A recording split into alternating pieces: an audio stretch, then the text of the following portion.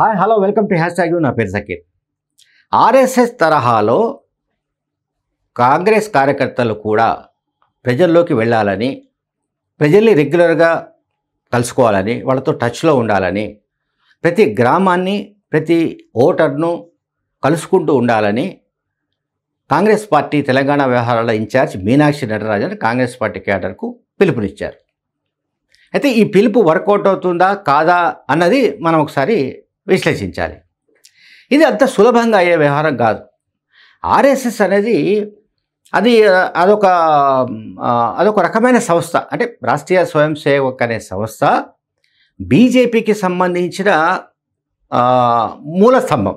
అంటే జనసంఘ్, ఆర్ఎస్ఎస్ తర్వాత ఇప్పుడు ఇది బజరంగ్ దళ్ అనండి, హిందూ వాహిని అనండి, లేకుంటే వనవాసి కళ్యాణ పరిషత్ అనండి, ఇంకా ఒక XYZ ఇట్లాంటివి ఒక 10-15 ఆర్గాన్స్ ఉన్నాయి.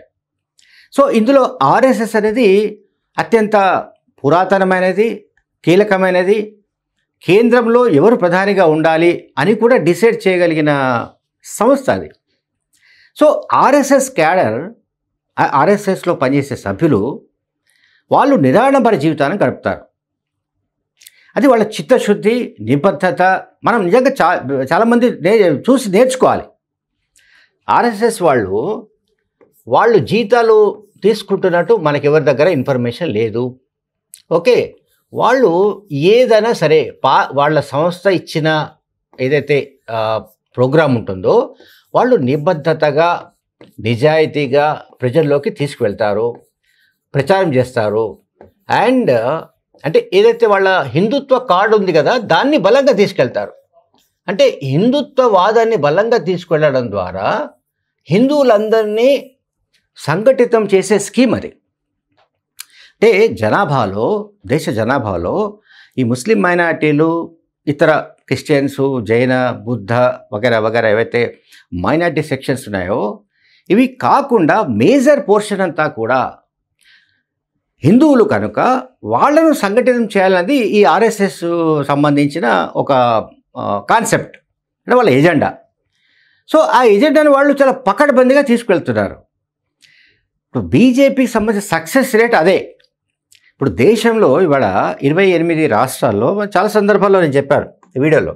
ఇప్పుడు 15 రాష్ట్రాల్లో డైరెక్ట్గా, 6 రాష్ట్రాల్లో ఇది ఇతర పార్టీలతో పొత్తు పెట్టుకొని 21 రాష్ట్రాల్లో బీజేపీ పరిపాలిస్తుంది. ఓకే, చూడండి, ఇది ఈ 6లో ఆంధ్రప్రదేశ్ కూడా ఉందనుకోండి. 15 రాష్ట్రాల్లో డైరెక్ట్గా బీజేపీ అధికారంలో ఉంది. ఇది జరిగిందంటే అంటే భారతదేశం మ్యాప్ కనుక మనం చూస్తే ఆల్మోస్ట్ మొత్తం అవుట్ ఆఫ్ 28 స్టేట్స్లో 21 స్టేట్స్లో బీజేపీ అధికారంలో ఉంది అని అంటే మొత్తం ఎట్లా కాషాయమయమైపోతుందో మనం చూడొచ్చు. ఈ కాషాయ రంగు మొత్తం భారతదేశ చిత్రపటం పురుముకుంటోందంటే దీని వెనుక ఉన్నది ఆర్ఎస్ఎస్. ఈ ఆర్ఎస్ఎస్ ఇవాళ తెలంగాణలో కూడా, నేను మొన్న కూడా ఒక వీడియోలో చెప్పాను, ఇంతకుముందు దాదాపు 1000-1200 శాఖలు ఏవో ఉంటే తెలంగాణలో ఇప్పుడు ఆల్మోస్ట్ 3000 దాటిపోయాయి. దాన్ని బట్టి కూడా అంచనా వేయచ్చు. ఇంతకుముందు 1200 ఆల్మోస్ట్ అనుకుంటాను ఉంటే ఇప్పుడు అది కాస్త 3000కు దాటిపోయాయి. ఇది ఆర్ఎస్ఎస్ శాఖలు అంటాం మనం. ఓకే, ఆర్ఎస్ఎస్ శాఖలు 3000కు పైగా పెరిగిపోయాయి. అంటే ఆ మేరకు ఎంతమంది ఆర్ఎస్ఎస్లో చేరుతున్నారో, కొత్తగా చేరుతున్నారు, అంటే రిక్రూట్మెంట్ కూడా ఎంత పెరుగుతుందో కూడా మనం గమనించాలి. అదర్వైజ్ ఈ శాఖలు ఇంత పెరిగే ఛాన్సెస్ లేవు. అయితే ఆర్ఎస్ఎస్ సంబంధించిన సభ్యులు, ఆర్ఎస్ఎస్లో పనిచేస్తున్న వాళ్ళు ఎవరైనా సరే, మనం వాళ్ళను కరసేవకులు అంటామా, మరొకటి అంటామా, కార్యకర్తలు అంటామా, ఏమన్నప్పటికీ కూడా వాళ్ళు ప్రజల్లో మమేకం అవుతుంటారు. నేను చాలా సందర్భాలు చెప్పాను.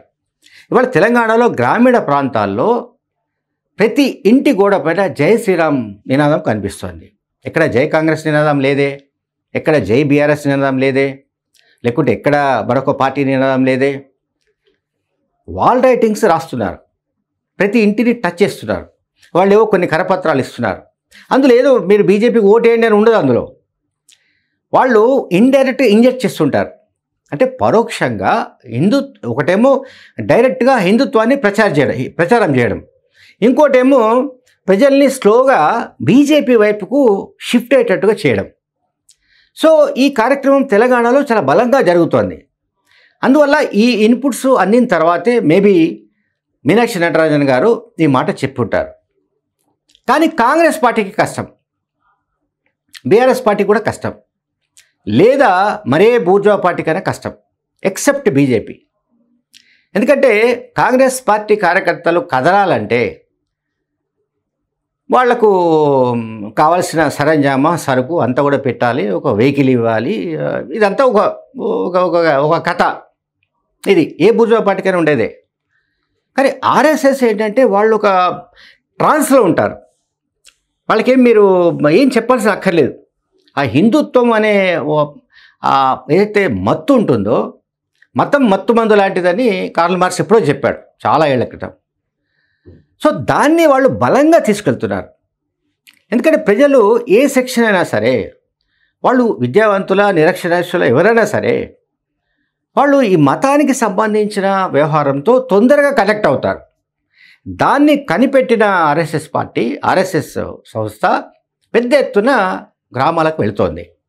సో ఇప్పుడు మీనాక్షి నటరాజన్ గారు కూడా కాంగ్రెస్ పార్టీ క్యాడర్కు పిలుపునిచ్చారు, బాగానే ఉంది. సో వీళ్ళు అంటే కాంగ్రెస్ పార్టీ కార్యకర్తలు వాళ్లకు ప్రోగ్రామ్ ఇవ్వాలి.